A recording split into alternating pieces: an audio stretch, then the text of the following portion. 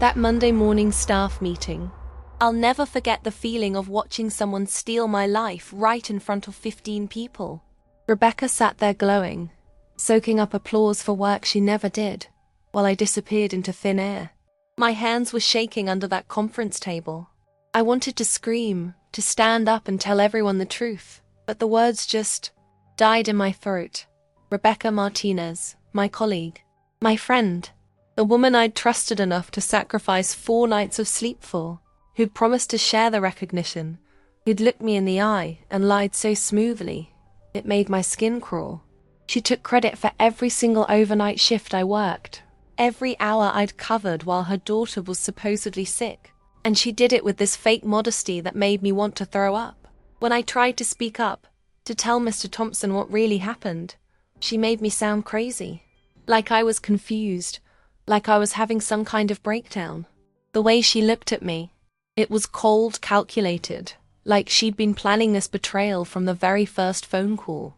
I felt my face burning with shame while everyone nodded along with her lies, believing her version of reality over mine. But what came after that meeting? That was when I learned what real workplace cruelty looks like. Because sometimes the worst betrayals don't end with a single lie. They're just the beginning of something much darker. When Rebecca called me that Sunday night, her voice cracking through the phone like broken glass, I didn't hesitate for a second. I was sitting in my small apartment above the hardware store on Main Street, still in my pajamas, watching some old sitcom rerun that wasn't even funny anymore. The rain was tapping against my window like impatient fingers, and I was just enjoying the quiet after a long week at Henderson's department store. That's when my phone buzzed, and Rebecca's name lit up the screen. I should have known right then that my life was about to change. But sometimes loyalty makes you blind to the warning signs that are staring you right in the face. "Jessica, I'm so sorry to call you this late," she said, and I could hear the desperation bleeding through every word. "It's Emma. She's burning up with fever, and I can't leave her alone. The night shift starts in 2 hours, and I know it's Sunday, but could you possibly cover for me?" Her voice was shaking, and in the background I could hear a child coughing. Rebecca had been my closest colleague for 3 years, ever since I started working the evening shift at Henderson's. We'd shared countless coffee breaks, complained about difficult customers together, and I'd even helped her move apartments last spring. In that moment, hearing her distress, covering her shift felt like the most natural thing in the world. I remember setting down my cup of chamomile tea and saying, "Of course, Rebecca, don't worry about it. Take care of Emma." There was something in her voice that night, a vulnerability that made me want to protect her from whatever corporate consequences might come from missing work. Henderson's wasn't exactly known for their understanding when it came to family emergencies. The store had this cold corporate culture where showing weakness or asking for help was seen as a character flaw. I'd watched good employees get written up for being 5 minutes late because of a flat tire. So when Rebecca started crying and thanking me over and over, I felt this warm sense of purpose wash over me. I was doing the right thing, helping someone who needed it. But then came the promise that would haunt me for weeks to come. Just as we were about to hang up, Rebecca's voice changed slightly, became more businesslike, more deliberate. "Jessica, I want you to know that I'm going to make sure you get compensated for this. The company's been offering bonus pay for anyone who picks up extra shifts during this busy season. I'll make sure your name goes on the list." Her words felt like a handshake, a gentleman's agreement between friends. I trusted her completely because that's what colleagues do for each other, right? That's what loyalty looks like in the professional world. Or at least that's what I believed back then, before I learned how quickly trust can curdle into betrayal. The next morning, I called my supervisor, Janet, and explained the situation. Janet was one of those middle management types who always seemed stressed about something, constantly juggling corporate demands with employee needs. She sighed heavily into the phone and said, "Well, I suppose someone has to cover it. Make sure Rebecca files the proper paperwork for the shift change." I assured her that Rebecca would handle everything, that I was just stepping in to help a colleague in need. As I hung up, I felt proud of myself for being reliable, for being the kind of person others could count on. Little did I know that my willingness to help would soon be twisted into something that would leave me questioning everything I believed about workplace loyalty and professional friendship. That evening, as I got ready for what would be the first of several grueling nights, I remember looking at myself in the bathroom mirror and thinking about how grateful Rebecca would be. I imagined her relief at knowing Emma was taken care of, and that she didn't have to worry about losing her job over a sick child. I packed an extra sandwich and a thermos of coffee, knowing the night shift was going to be long and difficult. The store stayed open until 11, and then there were hours of restocking, cleaning, and preparing for the next day. But I felt good about what I was doing, felt like I was being a real friend and colleague. What I didn't realize that night, as I drove through the empty streets toward Henderson's, was that I had just set in motion a chain of events that would teach me the hardest lesson of my professional life. Sometimes the people we trust most are the ones who hurt us deepest, and sometimes our greatest acts of loyalty become the very weapons used against us. The night shift that started as an act of friendship would end up costing me far more than a few hours of sleep. But that Sunday evening, driving through the quiet town with the radio playing softly, I was still innocent enough to believe that good deeds always come back to reward you. Friday morning came like any other day, but there was something different in the air at Henderson's that I couldn't quite put my finger on. I'd worked Rebecca's shifts for 4 consecutive nights, dragging myself home each morning as the sun was coming up, catching a few hours of sleep before my regular evening shift began. My body ached in places I didn't know could ache, and my eyes felt like they'd been scrubbed with sandpaper. But I kept telling myself it was worth it, that Rebecca would be grateful, that I was doing something meaningful. When I walked through the employee entrance that Friday, I expected to see her looking relieved and thankful. Instead, Rebecca bounced through the door like she'd just returned from a vacation, not like someone who'd been caring for a sick child all week. She had this glow about her, this refreshed energy that immediately struck me as odd. Her hair was perfectly styled, her makeup flawless, and she was carrying one of those expensive coffee drinks from the fancy cafe downtown, the kind that costs more than most people's lunch. "Jessica," she called out when she saw me, her voice bright and cheerful. "Thank you so much for holding down the fort." She said it casually, like I'd just watered her plants while she was out of town, not like I'd sacrificed my sleep and sanity for 4 straight nights. There was something in her tone that felt dismissive, like my exhaustion was just an expected part of the favor I'd done her. I managed a tired smile and asked about Emma, expecting to hear about sleepless nights and doctor visits. "Oh, she's much better now," Rebecca said with a wave of her hand, already walking toward her station. "Kids bounce back so fast, you know." But something about the way she said it didn't sit right with me. There was no relief in her voice, no gratitude for dodging what could have been a serious work situation. She seemed almost refreshed, like she'd spent the week at a spa instead of nursing a sick child. I followed her to the break room, hoping to talk about the bonus pay she'd promised, but she was already chatting with other colleagues about weekend plans and some new restaurants she wanted to try. Every time I tried to catch her eye, she seemed to look right through me. The first real punch to my gut came around noon when I checked my email during my lunch break. There, sitting in my inbox like a poisonous snake, was a company-wide message from our district manager, Mr. Thompson. The subject line read, "Recognition for outstanding dedication." My heart jumped for a moment, thinking maybe this was it. Maybe Rebecca had kept her promise and submitted my name for the bonus pay. I opened the email eagerly, my hands actually trembling with anticipation. But as I read the words, my stomach dropped like a stone thrown into deep water. "We want to recognize Rebecca Martinez for her exceptional commitment this week, working additional overnight shifts to ensure our store operations continued smoothly." My name wasn't mentioned anywhere in that email. Not once. It was like I'd been completely erased from the story of those 4 grueling nights. According to this official company recognition, Rebecca had single-handedly worked every shift, had shown remarkable dedication to her responsibilities, and had gone above and beyond expectations. I read the email 3 times, thinking maybe I'd missed something. Maybe my name was buried somewhere in the corporate jargon.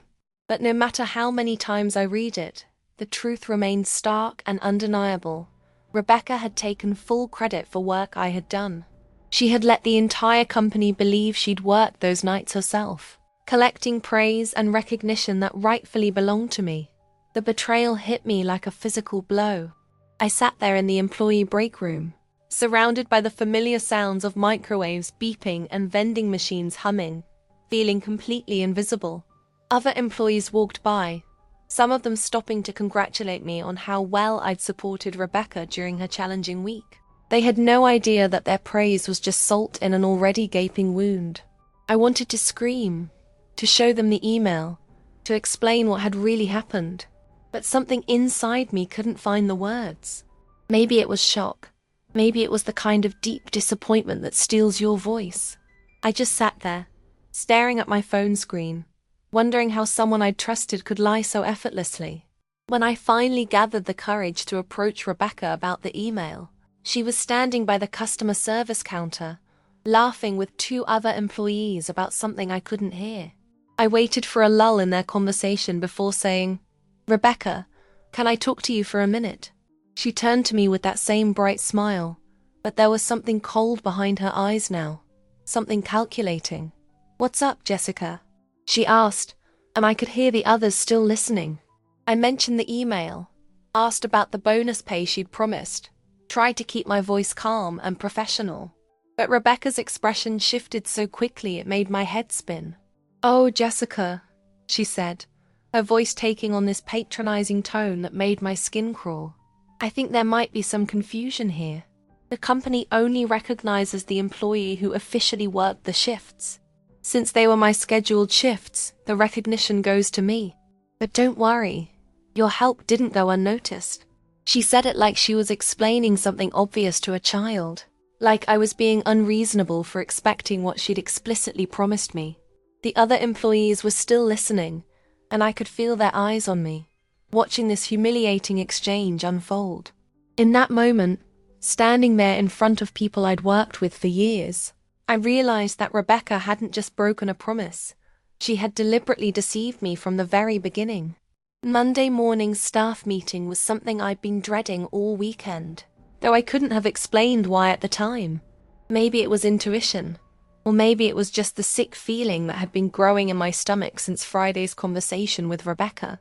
The meeting was held in the store's small conference room, a cramped space with fluorescent lights that buzzed constantly and made everyone look slightly green. All 15 employees were crammed around a table that was meant for 8, and I found myself sitting directly across from Rebecca, who seemed unusually animated for 9 in the morning. Our district manager, Mr. Thompson, was there too, along with Janet, our supervisor, and I could tell by their expressions that this wasn't going to be just another routine Monday briefing. Mr. Thompson cleared his throat and began with his usual corporate pleasantries, thanking everyone for their hard work and commitment to Henderson's values. But then his tone shifted, became more personal, more congratulatory. "I want to take a moment to recognize someone who truly embodies what it means to go above and beyond," he said, and my stomach dropped because I knew exactly where this was heading. Rebecca Martinez showed exceptional dedication last week, working consecutive overnight shifts while managing her personal responsibilities. This kind of commitment is exactly what sets our team apart from the competition. As he spoke, I watched Rebecca's face light up with false modesty, her cheeks flushing with what looked like genuine embarrassment, but was probably just skilled acting. The applause started slowly, but it built into something that felt deafening in that small room. Everyone was clapping for Rebecca, smiling at her, and she was soaking it all up like she deserved every bit of praise. I sat there with my hands in my lap, unable to join in the applause, feeling like I was watching my own funeral. This was my work being celebrated, my sacrifice being honored, but I was completely invisible in the narrative. It was surreal, like being in a nightmare where you're screaming but no sound comes out. Janet even leaned over and whispered something to Rebecca that made her laugh, and I caught the words dedication and inspiration. I wanted to stand up and tell everyone the truth, but something held me back. Maybe fear, maybe disbelief. Maybe just the shock of witnessing such blatant dishonesty rewarded so publicly. Then came the moment that would replay in my mind for months afterward. Mr. Thompson turned his attention to the rest of us and said, "I hope Rebecca's example inspires all of you to step up when the company needs you most." Too often, I see employees who are content to do the bare minimum, who wait for others to take initiative. His eyes swept across the room, and when they landed on me, I felt like he was looking right through me. We need more people who are willing to sacrifice, who understand that extraordinary results require extraordinary effort. Every word felt like a slap, not because of what he was saying, but because he was using my own actions as an example, while completely erasing my existence from the story. I couldn't take it anymore. The words came out before I could stop them. "Actually, Mr. Thompson, I think there might be some confusion about last week's shifts." The room went dead silent, and I could feel everyone's eyes on me. Rebecca's expression changed instantly, her fake modesty replaced by something sharper, more dangerous. "I was the one who worked those overnight shifts," I continued, my voice sounding smaller than I'd intended. "Rebecca asked me to cover for her because her daughter was sick, and I was happy to help, but I think the records might be mixed up. I was trying to be diplomatic, trying to give Rebecca a chance to correct the mistake gracefully, but I should have known better." Rebecca leaned forward with this look of concerned confusion that was so perfectly performed it could have won an Oscar. "Jessica, I think you might be remembering things differently," she said, her voice dripping with fake sympathy. "You did help me prepare for those shifts during the day, and I really appreciated that support. But the overnight work was something I handled myself. Maybe you're thinking of a different week." The way she said it made me sound confused, possibly even delusional. A few people around the table nodded like her explanation made perfect sense, and I could see doubt creeping into their faces when they looked at me. She had just rewritten history in front of 15 people, making me sound like I was either lying or having some kind of mental breakdown. The humiliation was complete when Mr. Thompson stepped in to end what he clearly saw as an uncomfortable moment. "Well, regardless of who did what, the important thing is that our team worked together to meet our obligations," he said, but his tone suggested that he believed Rebecca's version of events. "Let's move on to this week's priorities." As the meeting continued, I sat there feeling smaller and smaller, like I was disappearing right there in that conference room. People avoided making eye contact with me, and when the meeting ended, they gathered around Rebecca to congratulate her again, while I slipped out quietly, my face burning with shame and my heart pounding with a mixture of anger and disbelief. That was the moment I realized that sometimes the truth doesn't matter if the lie is more convenient for everyone involved. The change didn't happen overnight, but it was swift enough to make me question my own sanity. By Tuesday afternoon, I could feel the shift in the atmosphere around me, like a cold front moving in before a storm. People who used to greet me warmly in the hallways now offered quick, awkward nods before hurrying past. The easy conversations that used to flow during break times dried up completely, replaced by polite but distant exchanges about the weather or work schedules. It was as if Monday's meeting had marked me with some invisible scarlet letter, branding me as someone who couldn't be trusted, someone who might cause drama or make false claims. I found myself eating lunch alone for the first time in 3 years, sitting at the corner table in the break room, while conversations buzzed around me like I wasn't even there. Rebecca, meanwhile, seemed to glow brighter with each passing day. She had this new confidence about her, this energy that drew people to her like moths to a flame. During what used to be our shared lunch breaks, she would hold court at the center table, regaling our colleagues with stories and jokes while I sat invisible in my corner, picking at a sandwich that tasted like cardboard. When I tried to join one of these conversations, the group would politely acknowledge my presence with forced smiles before quickly returning their attention to Rebecca. It was like watching someone else live the life I used to have, using relationships I'd helped build, while I became a ghost haunting the edges of my own workplace. The isolation became most painful during the daily task assignments. Janet, our supervisor, started giving me what she called independent projects, reorganizing storage areas, updating inventory databases, filing paperwork that had been neglected for months. These weren't collaborative tasks that required interaction with other team members. They were solitary, busy work designed to keep me occupied and out of everyone's way. When I asked about more engaging assignments, Janet would give me this sympathetic look and say something about how she thought I might benefit from some low-pressure responsibilities while I worked through whatever personal issues were affecting my performance. The implication was clear.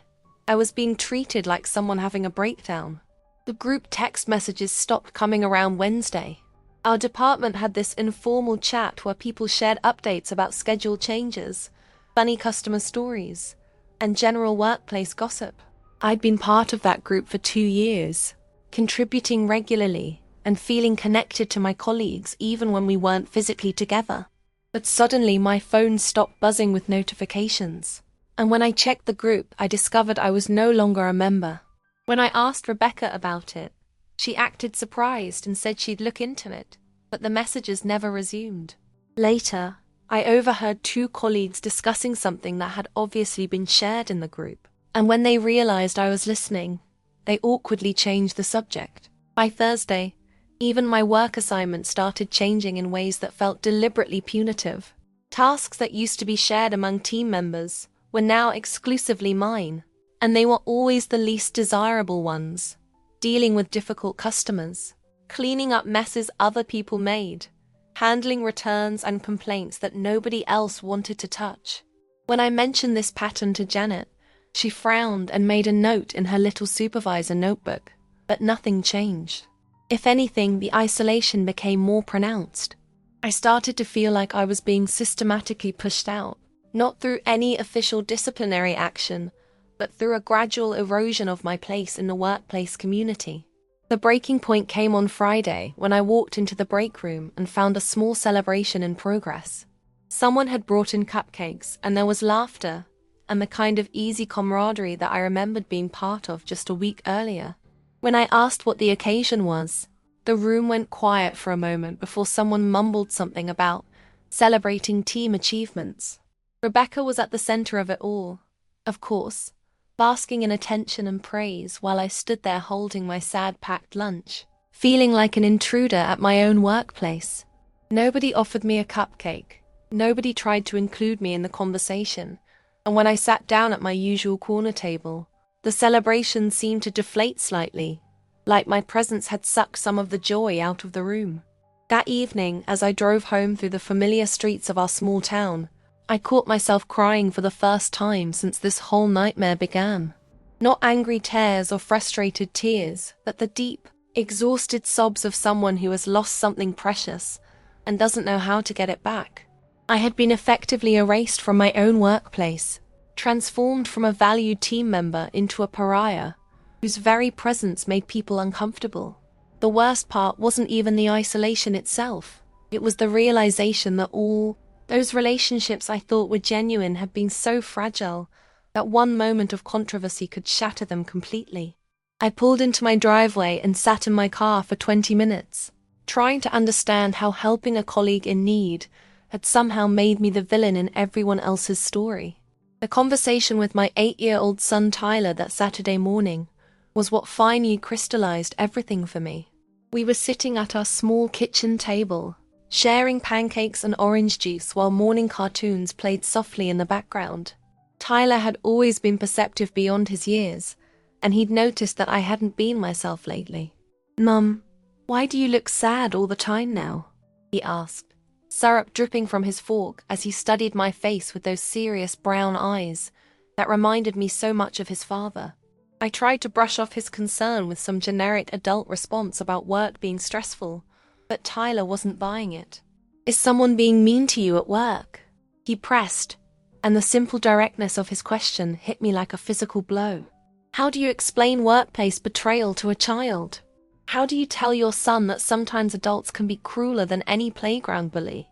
That the professional world he'll someday enter is full of people who will smile to your face while stabbing you in the back? I found myself struggling for words, trying to find an age-appropriate way to describe what I was going through without crushing his innocent faith in human goodness. "Sometimes, sweetheart, people don't always do the right thing, even when they're grown-ups, I finally managed. And sometimes that makes work a difficult place to be. Tyler nodded solemnly, then said something that stopped me cold. Maybe you should find a new job with nicer people. Out of the mouths of babes, right? In that moment, my 8-year-old son had cut through all the complexity and confusion to identify the obvious solution that my adult brain had been too stubborn or scared to acknowledge. That afternoon, I sat at my computer with a cup of coffee growing cold beside me, staring at a blank document on the screen. Writing a resignation letter should have been simple, but every time I started typing, the words felt inadequate to capture the depth of what I was feeling. How do you professionally explain that you're leaving because your workplace has become a toxic environment where truth is less important than convenience? How do you maintain dignity while essentially admitting that you've been defeated by office politics and manipulation? I must have started and deleted a dozen different versions before settling on something brief and professional, citing personal circumstances and thanking Henderson's for the opportunities I'd been given. It felt hollow and dishonest, but anything more specific would have sounded bitter or vindictive. The hardest part wasn't writing the letter itself. It was confronting the financial reality of what leaving meant. Henderson's wasn't a dream job, but it was steady income with decent benefits, and in our small town, opportunities weren't exactly abundant. I spent hours that weekend scrolling through job listings online, most of them requiring a commute to larger cities or offering significantly less pay than what I was making. Single motherhood doesn't leave much room for idealistic career moves, and I knew that walking away from Henderson's meant potential financial struggle in the short term. But as I sat there calculating budgets and considering worst-case scenarios, I kept coming back to Tyler's innocent question about finding nicer people. Money was important, but my mental health and self-respect were worth more than a steady paycheck in a toxic environment.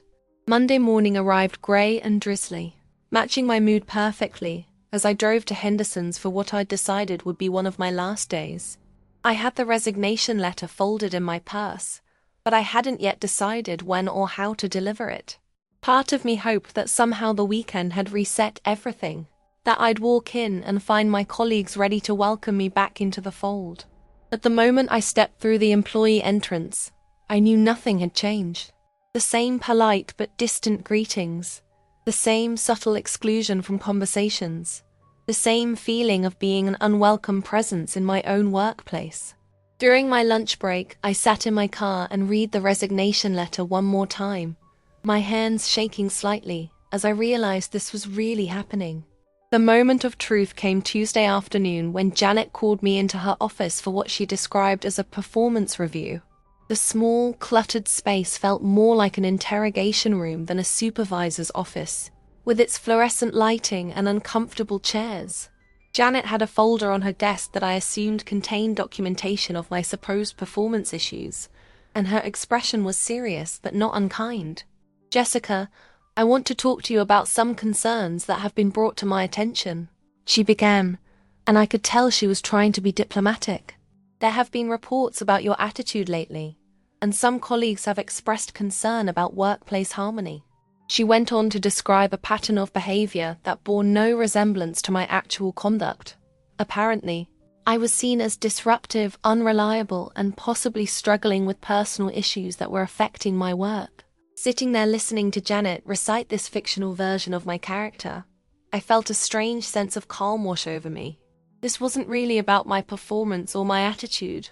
This was about eliminating a problem, making the workplace more comfortable for everyone by removing the person who had dared to speak an inconvenient truth. "I understand your concerns," I said quietly, reaching into my purse for the resignation letter. "And I think I have a solution that will work for everyone." The look of surprise and then relief that crossed Janet's face when I handed her the letter told me everything I needed to know. This had been the desired outcome all along. Not correction or improvement, but removal. As I cleaned out my desk that afternoon, packing 3 years of accumulated belongings into a cardboard box, I felt something I hadn't experienced in weeks, a sense of control over my own destiny. For the first time since this nightmare began, I was the one making the choice. And that felt like a small but significant victory. The phone call came on a Thursday morning, 3 weeks after I'd left Henderson's, while I was sitting at my kitchen table in my pajamas, scrolling through job listings and trying not to panic about my dwindling savings account. I almost didn't answer, because the number wasn't in my contacts, but something made me pick up on the fourth ring. "Is this Jessica Chun?" the voice asked, and when I confirmed, she continued, "This is Linda Walsh. I used to work in the accounting department at Henderson's until last year." My stomach dropped, thinking this was somehow related to my departure, maybe some final paperwork or exit interview I'd forgotten about. But Linda's next words caught me completely off guard. "I heard about what happened to you, and I wanted you to know that you're not the first person Rebecca has done this to." Linda's story unfolded like a revelation that reframed everything I'd experienced. She told me about her own encounter with Rebecca 2 years earlier, when Rebecca had claimed credit for a cost-saving initiative that Linda had developed during her own time, on her own computer, using her own research. The pattern was eerily similar: the fake friendship, the request for help, the promise of shared recognition, followed by complete betrayal and systematic isolation. "The thing is," Linda said, her voice carrying the weight of someone who'd lived through the same nightmare, "Rebecca is really good at making herself look like the victim when people try to expose her. She has this way of turning everything around so that you end up looking like the problem." Hearing this validation of my experience was like having someone confirm that the sky really was blue after weeks of being told it was green. But Linda hadn't just called to commiserate. She had something more valuable to offer. "I'm the office manager at Riverside Medical Center now," she explained, "and we're looking for someone to handle patient services and administrative support. It's not glamorous work, but the people here are genuine, and they actually value integrity over politics." She went on to describe a workplace culture that sounded almost too good to be true after my Henderson's experience. Regular team meetings where everyone's input was valued, transparent communication from management, and a zero-tolerance policy for the kind of backstabbing that had destroyed my previous job. When she offered to put in a good word for me if I was interested in applying, I felt something I hadn't experienced in months: hope. The interview at Riverside Medical Center was unlike anything I'd ever experienced in the professional world. Dr. Patricia Morrison, the facility director, conducted it more like a conversation than an interrogation, asking thoughtful questions about my values and my approach to teamwork rather than just rattling off requirements and responsibilities. When she asked why I'd left Henderson's, I decided to be honest about the situation, bracing myself for the kind of skeptical reaction I'd gotten used to. Instead, Dr. Morrison nodded knowingly and said, "Unfortunately, I've seen similar situations before. Toxic workplace dynamics can destroy good people if they're not addressed properly. Here, we try to create an environment where honesty is rewarded, not punished." The relief I felt in that moment was almost overwhelming. Finally, someone who understood that workplace betrayal was a real phenomenon, not a character flaw on my part. Starting at Riverside was like stepping into a different world, one where the values people claimed to hold were actually reflected in their daily behavior. My new colleagues, Sarah, Michael, and Emma, welcomed me with genuine warmth, taking time to show me the ropes without making me feel stupid for asking questions. During my first week, when I made a minor mistake on a patient intake form, I braced myself for criticism or blame. But instead, Sarah simply showed me the correct procedure and said, "Don't worry, we all did that when we were learning. The important thing is that you caught it." It was such a small interaction, but after months of walking on eggshells at Henderson's, this basic human decency felt revolutionary. The real test came about 6 weeks into my new job when we had a department crisis, a computer system failure that threatened to delay patient appointments and create chaos throughout the medical center. In my Henderson's days, a situation like this would have led to finger-pointing, blame games, and people trying to protect themselves at others' expense. But at Riverside, something beautiful happened. Everyone simply rolled up their sleeves and worked together to solve the problem. Dr. Morrison didn't waste time trying to assign fault. She focused on solutions. Sarah and Michael collaborated seamlessly, sharing resources and information without any territorial behavior. And when we finally got the system back online, the recognition was genuinely shared among everyone who had contributed to the solution. 3 months after starting at Riverside, I had a moment of clarity while driving Tyler to school on a crisp autumn morning. He was chattering about his upcoming school play, excited and animated in a way that reminded me of how I used to feel about going to work. As I listened to his enthusiasm, I realized that I felt that way again too, not dreading Monday mornings, not checking my phone anxiously for work messages, not wondering which colleague might betray my trust today. The experience at Henderson's had taught me something valuable about recognizing toxic environments and trusting my instincts about people's character. But more importantly, it had shown me that leaving a bad situation, even when it's scary and uncertain, can open doors to something infinitely better. Sometimes the best thing that can happen to you is being forced out of a place that was slowly destroying your faith in human decency, because it frees you to find where you actually belong. If this story resonated with you, if you've been through something similar, or if you want to learn more about recognizing and dealing with workplace betrayal, make sure to subscribe to this channel and hit that notification bell. Because unfortunately, Rebecca isn't the only one out there, and knowledge is the best protection we have against people who see our kindness as weakness. Remember, the right people will never make you question your worth, and when you find them, you'll know the difference.